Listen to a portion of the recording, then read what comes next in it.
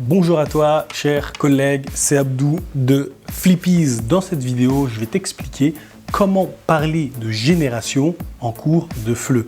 Donc c'est une ressource qui se trouve sur mon site flippies.com et elle se découpe sous 3 grandes séquences. Donc la première séquence parlera des différents types de générations, à quelle fréquence on change de génération et te présentera les caractéristiques de chacune des générations.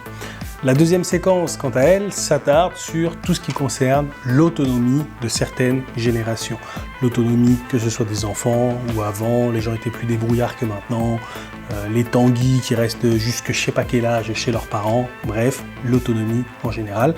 Et la dernière séquence parlera des relations intergénérationnelles. En gros, on t'explique pourquoi c'est bien ou pourquoi c'est mal que les jeunes côtoient des vieux et tout ça, des jeunes côtoient des moins jeunes, des seniors, tout ça, et pourquoi. Ok ? Donc je te présente ça un peu plus dans le détail, on se retrouve tout de suite de l'autre côté. Donc le cours commence comme ça, tu présentes cette diapositive qui sert à comparer plusieurs éléments avec les générations des grands-parents de tes apprenants. D'accord ? Par exemple, ça va parler de mariage, de travail, d'éducation et de musique. Donc, ils parleront de ce qu'ils écoutent aujourd'hui, de ce que leurs grands-parents écoutaient, de l'indépendance, tout ça. En grosso modo, ils parlent de tout et de rien. OK ? Donc là, ensuite, ils commencent avec une compréhension orale. Mais avant de commencer la compréhension orale, tu auras une entrée en matière qui est la suivante. On te pose les questions qui sont là, que tu vois là. OK ? Et après, tu as la compréhension orale qui commence. Ils ont des questions. Toi, pour donner les réponses, je te conseillerais de demander à un apprenant qui lise la question et ensuite, tu lui dis si c'est bon ou pas. Voilà. Ensuite, tu auras une sorte de petit débat. Hein. Quelle génération est la plus ? Et là, t'attends et tu écoutes ce que disent tes apprenants. Ok ? Quelle génération est la plus stressée ? Il y en a qui te diront c'est les millennials. Il y en a qui te diront c'est les, je sais pas moi, les alphas. Les alphas, c'est les tout jeunes, tu vois. On ne sait pas, ça dépend des gens et tout ça. La plus accro aux écrans et la plus enthousiaste. Voilà. Quand tu as fini ce débat, tu passes à l'activité suivante qui consiste à dire avec quelle génération on aimerait passer des moments. Par exemple, avec quelle génération aimeriez-vous voyager ? Ensuite, tu as une activité qui est très intéressante. C'est une production orale qui peut se faire à deux, à plusieurs et tout ça. Ça s'appelle le choc, tu vois. En gros, tu as un élément à gauche, un élément au milieu et un élément à droite. Ces éléments permettront à tes apprenants de réaliser des phrases comparatives entre leur génération et deux générations en arrière ou en avant. On ne sait pas encore. Du coup, par exemple, je vais te faire une phrase là tout de suite qu'il y a, c'est « Pour m'informer, j'utilise… » 3 petits points. Alors, ça c'est un élément. Pour m'informer, j'utilise 3 petits points. Le second élément, le deuxième élément, c'est « Alors que… » Et le troisième élément, c'est la génération baby boom, par exemple. Et le quatrième élément, c'est s'informe avec. OK ? Donc, je te fais un récapitulatif de ce que devrait dire à peu près ton apprenant. Donc, premier élément. Pour m'informer, j'utilise, et là, c'est lui qui doit répondre. Pour m'informer, j'utilise mon smartphone. OK ? Alors que la génération baby boom s'informe avec le journal. Tu comprends ou pas ? Ils devront comparer leur génération avec celle d'une autre. Donc ça parle de comment s'informer, comment bien manger, comment se divertir, de plein de choses avec des éléments comparatifs. Moi j'ai mis le connecteur à leur queue ici, là, mais tu as le connecteur mais, tu as le connecteur néanmoins, pourtant, tu en as plein d'autres. Et la génération, moi j'ai dit la génération baby boom, mais ça peut être la génération alpha, les tout petits, ça peut être la génération Y, la mienne, tout ça quoi. Ensuite, tu as évolution, c'est une activité assez drôle qui consiste à, comment t'expliquer, parler de l'évolution du langage par rapport aux générations. Par exemple, tu as une expression « un crush », qu'est-ce que ça veut dire ? Un crush, ça veut dire quoi ? De l'argent, une belle femme, une amourette. Être bien vêtu, qu'est-ce que ça veut dire ?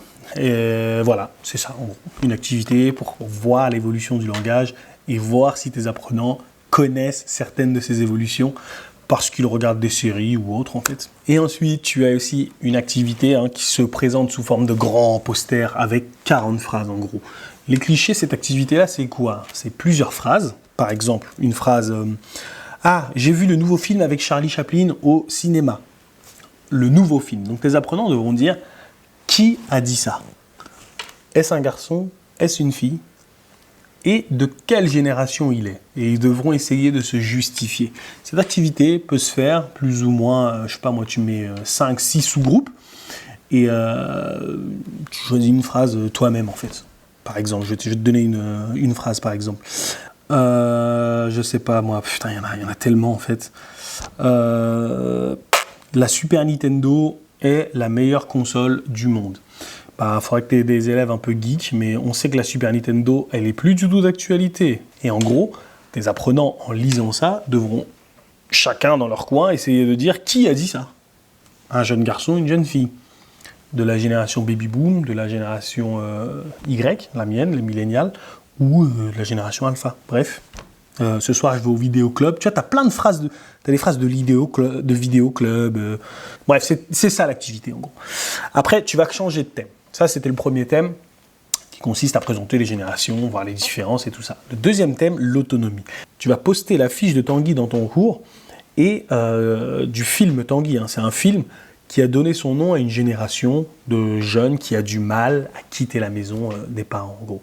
C'est pas une séquence filmique, hein. Ça va être une mini-séquence filmique, mais en gros, le document sonore ne s'attarde pas sur le film. En gros, il parle du phénomène d'une génération qui a eu du mal à couper le cordon avec ses parents. Voilà, donc voilà, tu leur demandes de décrire la fiche, tu leur demandes s'ils connaissent ce film, et s'ils ne connaissent pas ce film, tu leur demandes de faire des hypothèses sur le synopsis. Ok? Donc voilà, là c'est les questions. Tu as les questions, les apprenants répondent aux questions, et une fois qu'ils ont terminé de répondre à toutes les questions, tu devras leur demander de réagir aux documents qu'ils viennent de voir. Par exemple, là, tu as quel est le rapport entre argent et génération Tanguy. Et ils vont me dire oui, si tous les Tanguy étaient riches, bah, il n'y aurait jamais eu de Tanguy en fait. Par exemple, hein, c'est une connerie. Est-ce que cette génération elle existe dans votre pays? Est-ce que ça existe des Tanguy dans votre pays? Est-ce que ça a existé, tout ça? À quel âge on doit partir de chez ses parents? Avant, à quel âge on partait de chez ses parents? Aujourd'hui, à quel âge on part?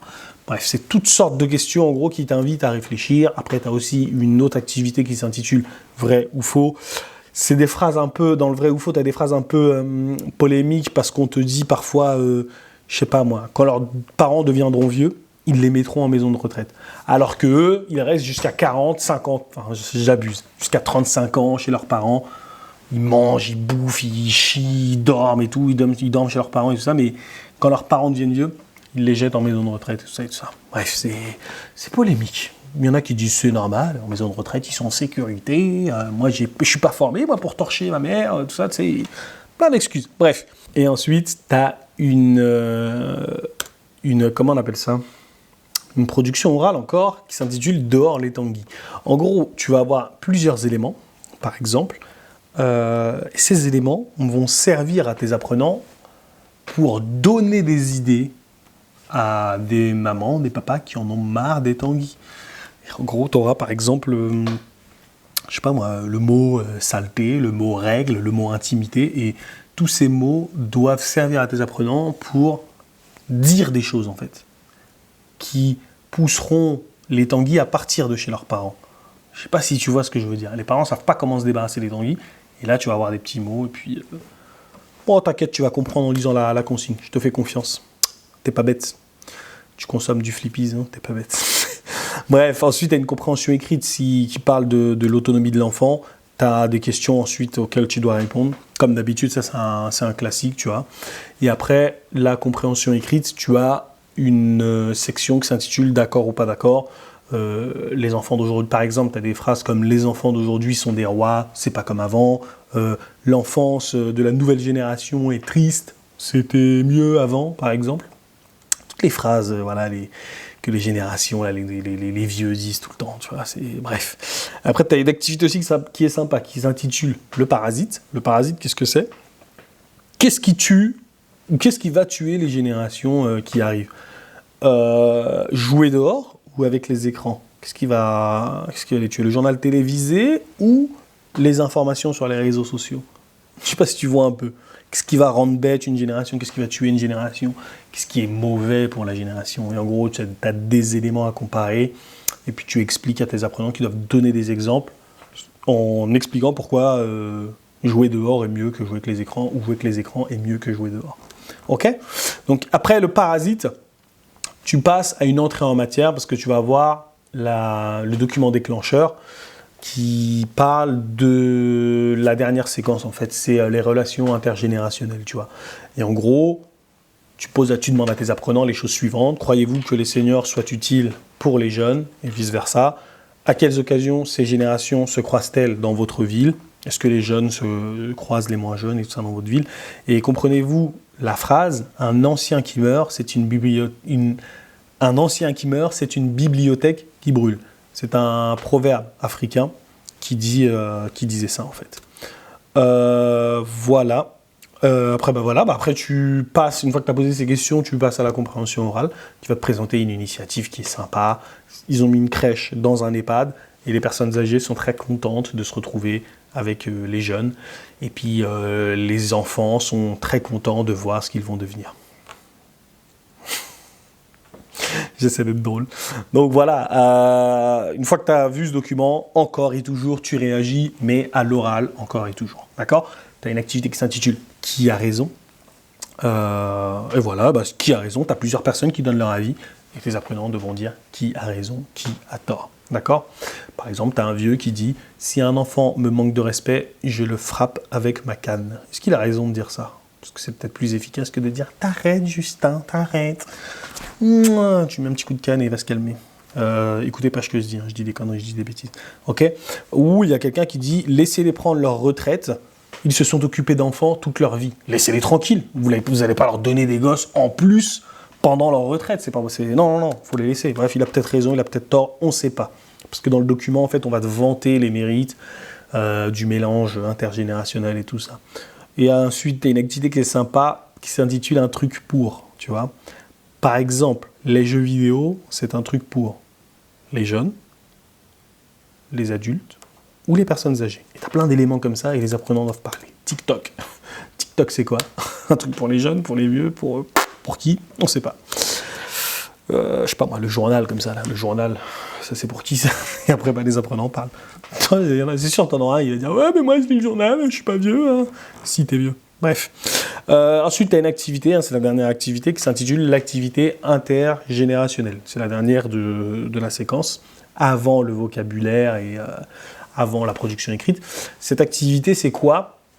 Tu as 4 membres d'une même famille qui viennent de 4 générations différentes et qui cherchent à faire une activité, d'accord? Donc, tu as la mamie qui vient, qui dit « Ah, moi, je peux pas me déplacer !» Et une activité, c'est football. Donc, on sait que football, la mamie, c'est non. OK? Donc voilà, c'est tout pour la présentation de cette fiche. J'ai essayé d'être le plus exhaustif possible. Si elle t'intéresse, tu vas en description.